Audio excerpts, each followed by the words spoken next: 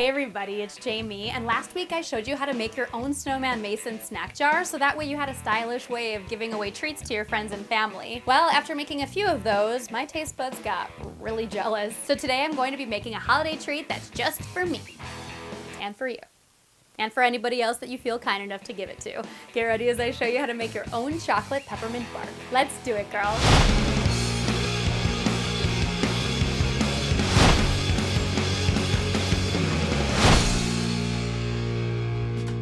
Okay, so in order to make your own peppermint chocolate bark, or pepper choco bark for short, you'll need a pot and saucepan or a double boiler, a baking pan, parchment paper, a spatula, a plastic bag with seal, a towel, peppermint candy, 24 ounces of white chocolate, and 24 ounces of milk or dark chocolate. You'll also need what I'm going to call a crusher. From a hammer to a 3-pound workout weight to a rolling pin to whatever it is you want to use to crush up your peppermint candy. All right, let's shift this DIY from neutral into bark. You know, like peppermint bark, but like park, like what a car does.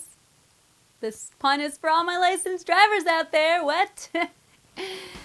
Step 1. The first step is to crush up your peppermints. Toss around 30 or so unwrapped candies into a plastic bag. Cover that bag with your towel and then use that crusher of yours to break up the mints into small fragments. You'll need between a half a cup and 2 cups crushed, depending on how much you like peppermint. Step 2. The next step is to melt your milk or dark chocolate. Toss all 24 ounces into your double boiler or a pot inside of a saucepan lined with water. Melting your chocolate at a medium heat, move your pieces around constantly with your spatula to avoid burning. Once your chocolate has melted completely, it's time to pour it into your baking pan. Make sure to first line your pan with parchment paper. Pour your chocolate into the bottom of your pan. Then spread out your chocolate evenly using your spatula. Set aside this mixture on your counter or inside of the refrigerator in order to have it cool and harden. Now you want your dark or milk chocolate to harden just enough so that your white chocolate doesn't mix within it. However, you still need it to be a little bit soft so that your white chocolate doesn't just separate from it when it hardens. Speaking of which, let's move on to melting our white chocolate. Using a clean pot, repeat the same process of tossing in and stirring your white chocolate pieces until they've liquefied. Step 5. Pour your liquid white chocolate over the solidified bottom layer of dark chocolate. Again, keep this new top layer even on all sides with your spatula. Step 6. While your white chocolate is still smooth, the final step is to add in your crushed peppermint. Sprinkle on as much or as little as you desire all across the top. If you wanted to, you could place in peppermint pieces before you put in your first layer of chocolate, or you could put in peppermint pieces between layers of chocolate. If you're making more than one batch, then just try out different styles to see which you like best. Let your chocolate harden naturally on the counter, or if you need it faster, let it cool and harden in the refrigerator. This takes anywhere from half an hour to 3 hours, depending on which method you choose. Once it's ready, pop out the whole thing from your pan and remove the parchment paper. And then all that's left to do is break up your bark with your new crusher,